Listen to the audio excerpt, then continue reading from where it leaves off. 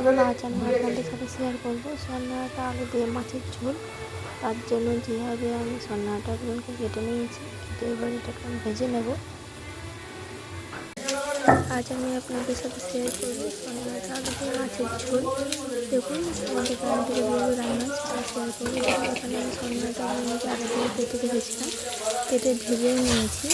আবার দেখুন এদিকে আমি কড়াইতে আলু কেটেছি বড় বড় করে, আলু কিন্তু তেলের মধ্যে ভেজে নিচ্ছি, ভালো করে লাল করে ভেজে নেব।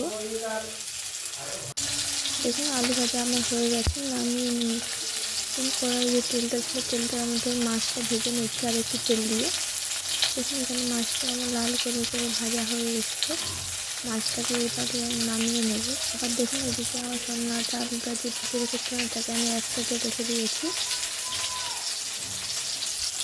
দেখুন মাছটা ভাজা হয়ে এসছে, মাছটাকে আমি নামিয়ে নেব। দেখুন এদিকে আমি তিল মশলা নিয়েছি, দেখুন শুধু দেখুন আমি জিরে বাটা নিয়েছি, জলের মধ্যে দেখুন জিরেটাকে আমি বেটে নিয়েছি।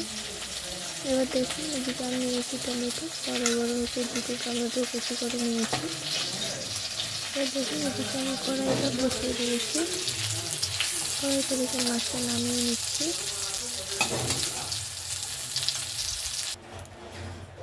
নামানো হয়ে গেছে, এবার দেখুন কড়াইয়ের মধ্যে আমি দিয়ে দিলাম তেজপাতা, তেজপাতা দিয়ে দিলাম। তেজপাতাটাকে দেখুন একটু লাল করে ভেজে নিচ্ছি। তেজপাতাটা আমার লাল করে ভাজা হয়ে গেছে, এর মধ্যে আমি দিয়ে দিলাম একটু লঙ্কা ফোড়ন। এবং লঙ্কাটা আমার লাল করে ভাজা হয়ে গেছে, এবার আমি এর মধ্যে দিয়ে দিলাম পাঁচফোড়ন। পাঁচফোড়নটা একটু লাল করে ভেজে নেব। লাল করে আমার ভাজা হয়ে গেছে, এবার এর মধ্যে যেটা আমরা কুচি করে রেখেছিলাম টমেটোটা আমি দিয়ে দিচ্ছি। দিয়ে টমেটোটাকে এবার নাড়াচাড়া করবো, একটু যতক্ষণ গলে যায় ততক্ষণ পর্যন্ত নাড়াচাড়া করবো। এর মধ্যে দিয়ে দিলাম অল্প পরিমাণ নুনটা দিলে তাড়াতাড়ি গলে যাবে, এই নুনটা আমি দিয়ে দিলাম। দিয়ে এভাবে এটাকে নাড়াচাড়া করতে থাকবো। দেখুন এদিকে আমার তরকারিটা গলে গেছে, এবার আমি দিয়ে দিলাম একটু অল্প পরিমাণে হলুদটাকে দিয়ে আমি একটু নাড়াচাড়া করবো। এবার দেখুন এর মধ্যে আমি দিয়ে দিলাম অল্প পরিমাণে জল, জলটা দিয়ে এটাকে একটু ফোটার জন্য অপেক্ষা করবো। তখন নাড়াচাড়া করে নিলাম।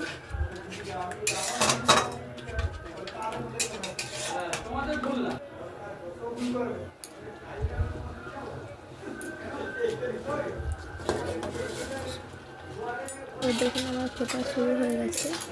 এবার দেখুন এর মধ্যে আমি দিয়ে দিলাম সন্নাটা আলু দিয়ে ভেজে রেখেছিলাম, এটাকে দিয়ে দিলাম।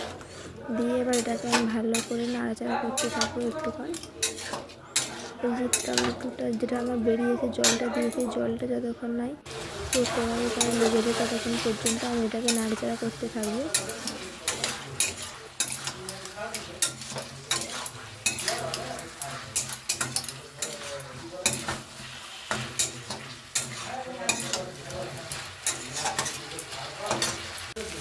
এবার দেখুন আমার কড়াইয়ের মধ্যে এটা লেগে যাচ্ছে, তখন নাড়াচাড়া করতে করতে দেখুন এটা আমার নাড়াচাড়া হয়ে যাচ্ছে। এবার আমি দিয়ে দেবো একটু জল, এটা আমি জিরেটা বেটে রেখেছিলাম সেই জিরে জলটাকে দিয়ে দিচ্ছি। দিয়ে এটাকে আমি এবার একটুখানির জন্য নাড়াচাড়া করবো।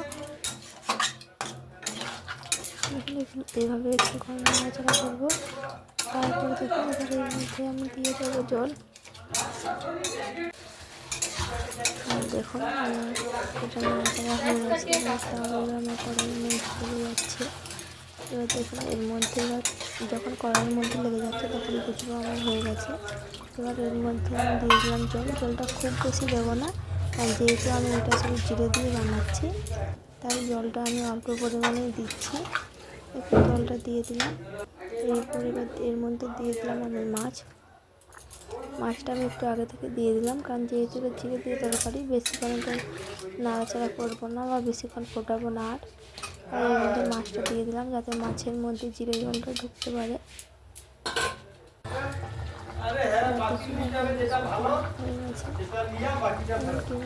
দেখতে পেয়েছেন আপনারা তো অনেকেই অনেকভাবে খেয়েছেন সন্নাটা দিয়ে মাছের ঝোল। আমাদের গ্রামের দিকে যারা রিচ খায় না বেশি, তারা শুধু জিরে দিয়ে সন্না আটা দিয়ে মাছের ঝোল বানায়, সেটাই আপনাদের সাথে শেয়ার করলাম আমি।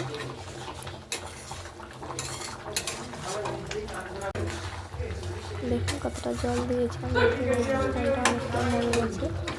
দেখুন কতটা হয়েছে, এটা পুরো বসা বসা হয়েছে। যেহেতু এটা আমি জিরে দিয়ে বানিয়েছি, তাই হচ্ছে খুব বেশি জল রাখলে এটা ভালো লাগবে না। এবার এটাকে আমি নামিয়ে নেব। দেখুন নামিয়ে নিয়েছি, এটা আমার হয়ে গেছে, দেখতে পেয়েছেন। আপনারা তো অনেকেই অনেকভাবে খেয়েছেন, যারা রিচ খেতে চান না এভাবে আপনি বানিয়ে খেয়ে দেখতে পারেন।